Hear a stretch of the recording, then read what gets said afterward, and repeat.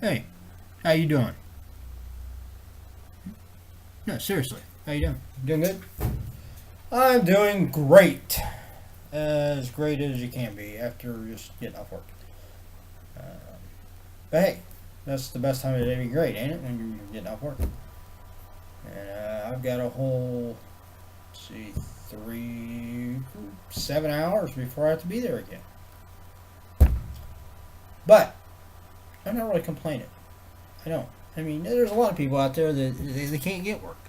Now, granted, there's some people out there that take advantage of the system a little bit.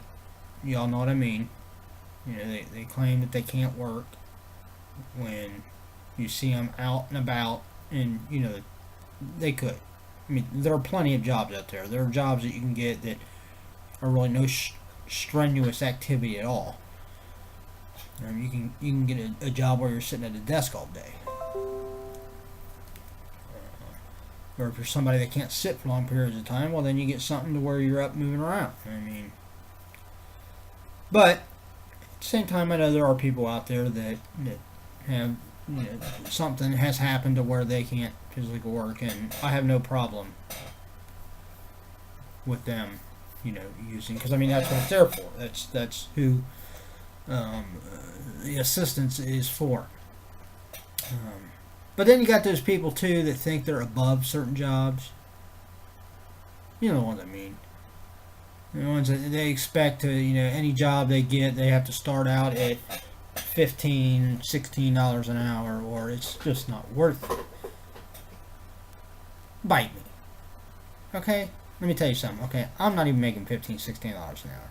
But what I am making, and I'm making decent wage, you know how I got it? I fucking earned it. I'll tell you, over 26 years. Okay, so all these people that are out there whining and griping and saying, oh, we need $15 an hour minimum wage. No, you don't. You need to adjust your way of living. Okay? If you're saying, oh, well, I can't afford my rent. Well, here's an idea. Rent a different place. Obviously, that was too damn expensive. Don't tell me you can't afford it, okay? Granted, I've struggled a little bit here and there, and I live paycheck to paycheck, but you know what? I own my house, okay? I'm making a house payment along with all my other bills, okay? And I've done it making what I'm making. And what I'm making, I got because I bust my ass day in and day out. Okay? That's all it takes. Okay, and then of course another flip side of that, you got people that are willing to do any job, but because they're overqualified, the place won't give them the job. Give them the job. I don't care if the guy used to be a freaking CEO of a Fortune 500 company. Alright? If he's willing to do the lowest job on the totem pole for minimum wage, I mean, if he's not asking for anything more, if he's okay, yeah, I'll take minimum wage, I'll do it. Hey, here's an idea.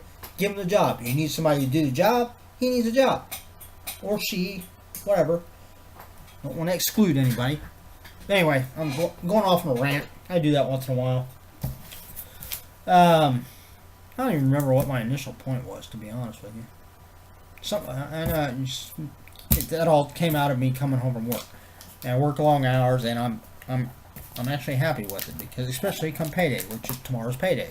So I'm going to be happy because I'll be able to pay all my bills. Actually, I've already figured out I'm going to actually take out the money ahead of time for like my house insurance and stuff, so that the next check this month I don't have to. I can use more of that check to get ahead on other stuff. See, I'm thinking, because I know, you know, the next few months it's going to be a little bit tighter because Ohio, wintertime, gas furnace, you do the math. But anyhow, on to the more fun part of this video here, if you haven't already stopped watching. I was wondering when this would come. I didn't get it like a shipping notice for it, or if I did, I must have pulled a Hillary Clinton and accidentally deleted it.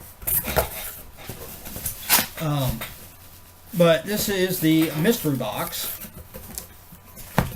number 2 in the series 3 from Fullmoon Entertainment. So let's get it out of the outer box. Tell you what, that is some world-class packing right there. I mean, this box is the absolute perfect size for that box. And you got a low bubble wrap there. Here's a little word of advice. You know what? If you ever have this bubble, I mean, unless you don't really have any place to put it, but you never know when you're going to need that for something. Christmas, birthdays, you know, if you got something fragile, you don't want to use newspaper or something like that. Because let's be honest, how much protection does crumpled up newspaper really provide? Okay, I mean, if you drop something fragile and it's packed in newspaper, chances are it's going to be partially broke or it's going to be completely broke. The only difference is you're going to have to rummage through the newspaper to find all the pieces. This, on the other hand, actually really does what it's made to do. Because it's air bubbles. Alright, here we go. We've got... There it is. See? Mr. Doc's Series 3, Volume 2, limited to 100 units. So, I'm not going to actually look where I can see it. I'm just going to open it up, and we're going to see... I mean, I love Fullmoon. Okay, this feels like... Speaking of crumpled up paper, here we go. That I don't see. Alright, first little thing we have is...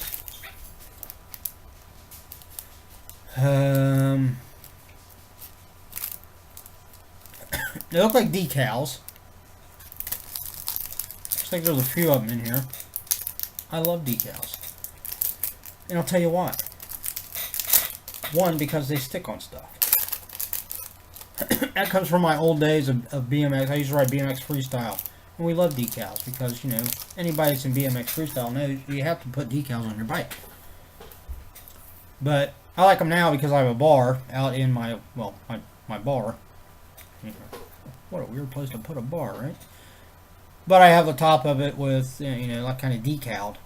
And mainly like bands, local bands and stuff that I've seen. But, you know, pretty much any decal goes on there. So, we've got, yep, these are decals. Obviously, from all Fullmoon movies. We've got Intruder, which I don't believe I've actually seen that one. Ginger Dead Man, I've seen that one. Classic right there. Bloodstone, Subspecies 2. I've got the full collection of that. Head of the Family, I haven't seen that one yet. Hey man, it's the Evil Bong. And look at who is on that. Ain't that great? That's great. And of course, Trancers.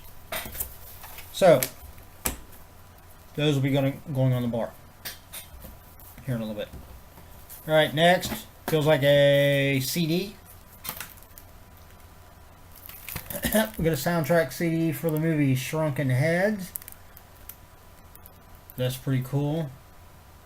Oh, yeah, and of course, I mean, this man is a musical genius.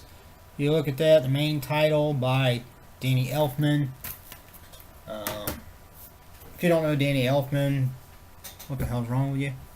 I mean, he's done pretty much every... I mean, look at any Tim Burton film, I guarantee the music is done by Danny Elfman. If you like kind of popish rock, kind of off the beaten path type music, Danny Elfman's band that he was in for the longest time, Oingo Boingo. I don't have everything. I think I've got their one like their greatest hits CD out there. I keep meaning to like buy more of their stuff, but I never get around to doing it. Eventually I will, but you know, I love their music. Alright, here we go. We got a Blu-ray. I haven't seen this one, and I don't own this one. That's cool. Let's see if I can. There we go. Lurking Fear. It's an H.P. Lovecraft one. So that's bound to be good. Who doesn't like Lovecraft? Alright. Next. Oh. Yeah. I think this is...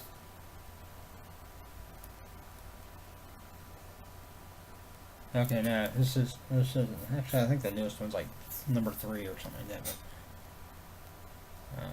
I don't have this one either. I don't believe. There we go. Killjoy Goes to Hell. I know, right. You know, a lot of people might not be real thrilled with that title just because of the whole clown thing that's been sweeping the nation. What the hell was that? Come on. I mean, people. You got nothing better to do at your time? I mean, most of them are probably just teenage pranksters out there trying to scare people. And you know what's going to happen? Some of them are going to get their ass beat. That's what's going to happen. Or hell, there was one that got shot. Hey, I never wish for anybody to get shot, really, for any reason. But hey, if you're going to play on people's fears like that, and some people actually do have a bona fide fear of clowns. My daughter, she don't really like clowns. I mean, she's not like panic, like flip out, you know, go nuts. I mean, she can be in the vicinity of one as long as, you know, it's okay. But I mean, in some ways, I can see how that, because I mean, they're just, some of them are just kind of weird, you know. But most of them are harmless. But then, I mean, you have had those few that I think it's probably teenagers or younger adults that are just looking to cause some trouble, or maybe that, you know, they've got something physically wrong with them that makes them do it, but they've actually, you know, tried to inflict harm on people. It's nuts. Alright, next. Hey, another one. I love this. I love when I get a box and it gives me DVDs that I don't have. That is absolutely amazing. I haven't seen this one either. And Hollywood Horror House. Says she's an aged starlet, he's a twisted psycho. Hooray for Hollywood. Once you enter, the horror begins. And this is from, well, the DVD itself is 2016, but the movie definitely looks like it's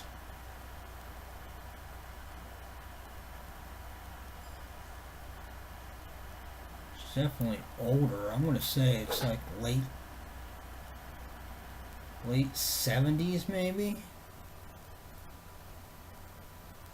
Trying to find a, let's see an actual like date for the movie. Oh wait, yeah, here it is. Production date 1970. So, and let me tell you something. You know, a lot of people scoff at some of those older horror movies from the late 70s, early 80s, and I mean, not like the Universal monster movies. I think anybody that's a horror movie fan has mad respect for the Universal monster movies. Okay, but especially kind of like the Grindhouse films and the Schlock Theater and yeah, I said Schlock, not Shock, not the Dr. Creep thing. I have mad respect for that too. I remember watching that when I was younger, as a kid. But Schlock Theater, where it's, you know, kind of campy and over the top horror and gore. You know, a lot of those ones from in the late 70s, early 80s are actually some very good scary movies. I mean, you know, a lot of the movies they put out today are just, it's just meant just straight up like gore back there, kind of traditional stuff to try to make you jump, and it really doesn't do it. Alright, next. Oh, wow. Wow. Look at that. There's a 3-disc set. The Evil Bong-O-Rama box set. It's got Evil Bong, Evil Bong 2, King Bong, and Evil Bong 3, The Wrath of Bong. I think I have... I think I might have 1 and 2.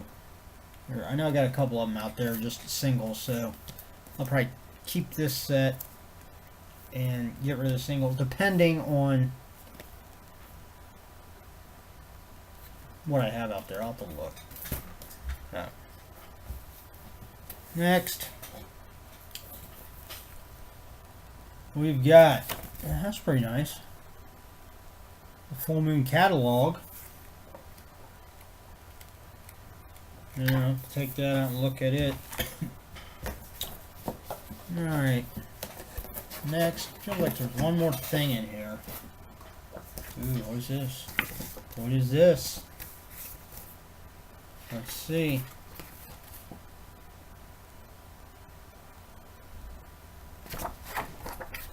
This is for Babes Behind Bars. And there you can see his signature, Mindy Robinson.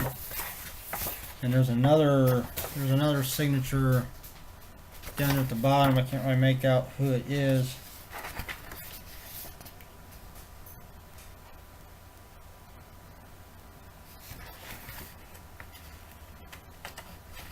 But yeah, I mean, it's like script.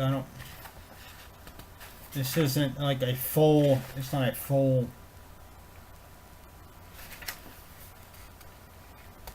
Full script. It looks like a scene.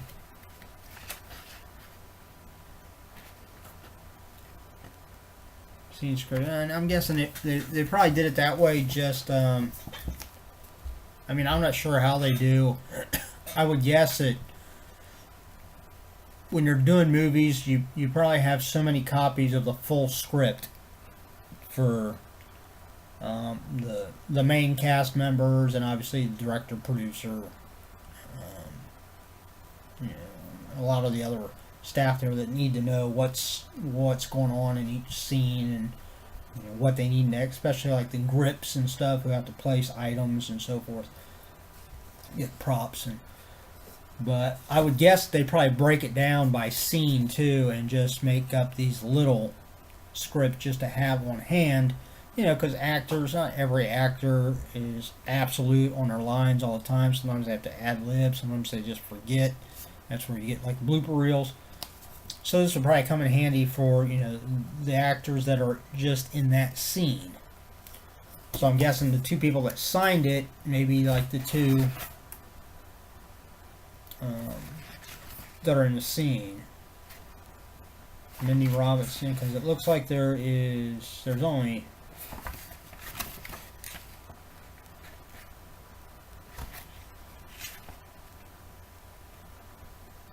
Okay, there's a total of three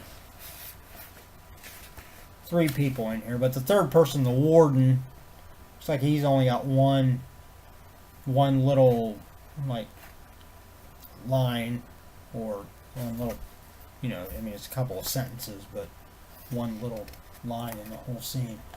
The other two people, Roxy and Lavandra, are the two main people in the scene. So I'm guessing those. I'll have to look up and see who played who, and then I can figure out who that other signature is. But that's pretty cool that they promised a signed script in here. I'm happy with that. You know, that's fine. I mean, because that's something that you just can't normally get from, you know, anywhere. So that's really cool. I can put that with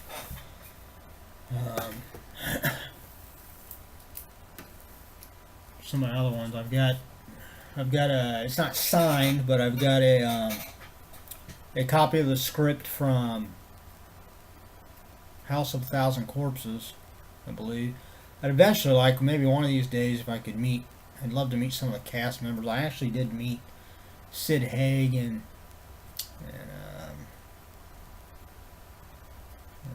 can't think of the other one that I met. Oh, Bill Moseley I met, and I was thinking there was one more that I met out of that, but of course I didn't think to take that with me and have them sign it.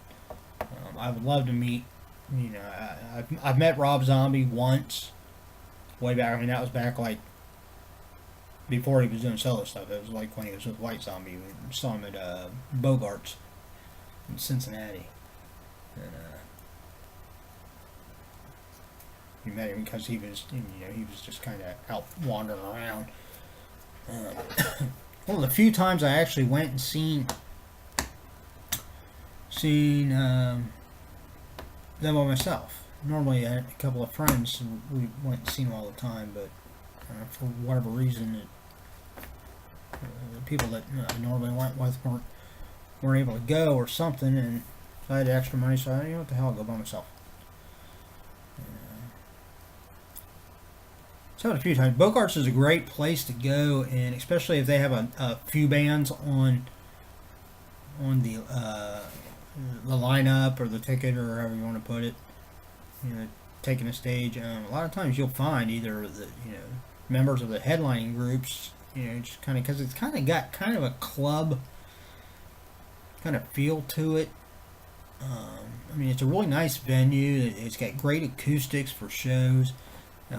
It's plenty big enough, and they really cater to a lot of like metal and punk, and I think every once in a while they'll have like hip hop acts in there and stuff.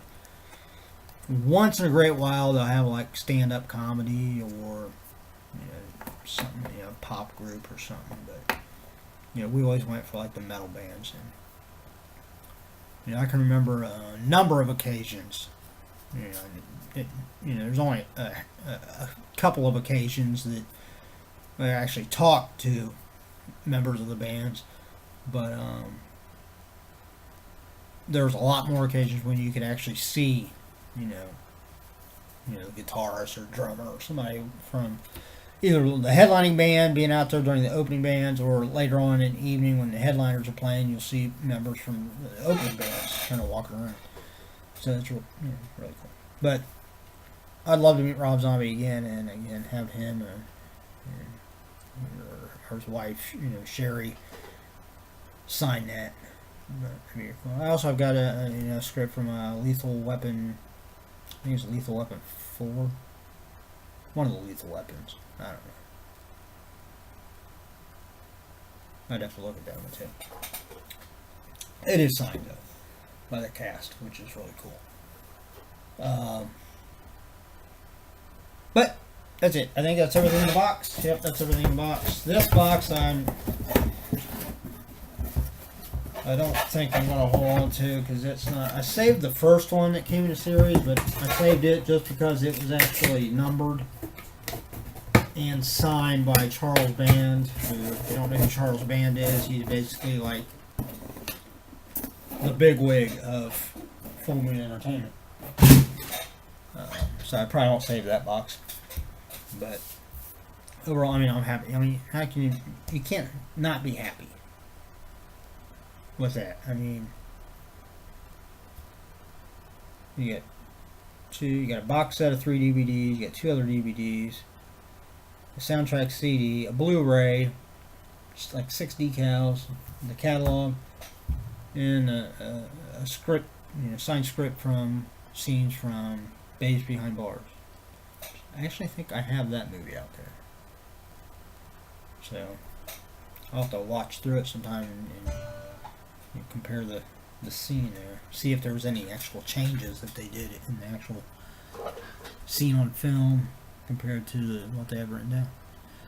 Alright, well, anyhow, this is kind of rambling on now. I apologize. I'm going to go watch. I got the next, I believe today is, it's the 12th. It's the 12th of the month, so it's the 12th night for anybody that knows Horror Hound, like the Horror Hound magazine and Horror Hound weekends that they have here in Ohio and Indianapolis. Nathan Hanneman is the main guy behind that, the main promoter and orchestrator of Horror Hound Weekend. And the last couple of years, I didn't see it the last few years, but I saw it this year on Facebook where he does kind of like a horror movie challenge for each day of the month of October leading up to Halloween, and he lists kind of like a character or a theme each day, and your challenge is to watch a movie that fits that. And I'm trying to do it, and the real challenge for me is not so much finding a movie to watch that fits them, but if I have a movie in my collection that fits it. I actually had to go on and rent one off of Amazon the other night because it was The theme was a horror, a movie featuring a horror host, and I don't have any. The only thing I have is I have a short. It's like a 45 minute or like an hour little movie show, whatever you want to call it. Called Encounter in the Third Dimension. I got it with my Slingshot Entertainment little LCD 3D box, which I actually don't use now because I have a 3D TV, but it featured Elvira in like one scene or two scenes. I was going to watch that. I mean, it kind of fits, but it's not really horror, so I went on and ended up renting Elvira's Haunted Hills and watched it. But I'm hoping the rest of the month there won't be too many that I have to go outside of my movie collection to fulfill the challenge.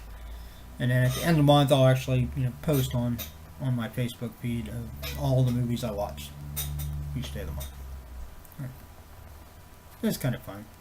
Plus, it's relaxing. I get to watch horror movies.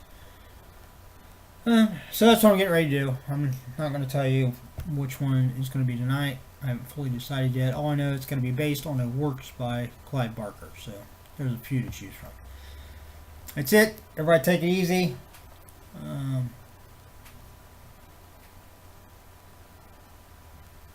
Hey, it's hump day. Happy hump day. 2 more days of the weekend. Yay. Alright, hey. Take it easy. Be good to each other. That's all I gotta say. See you.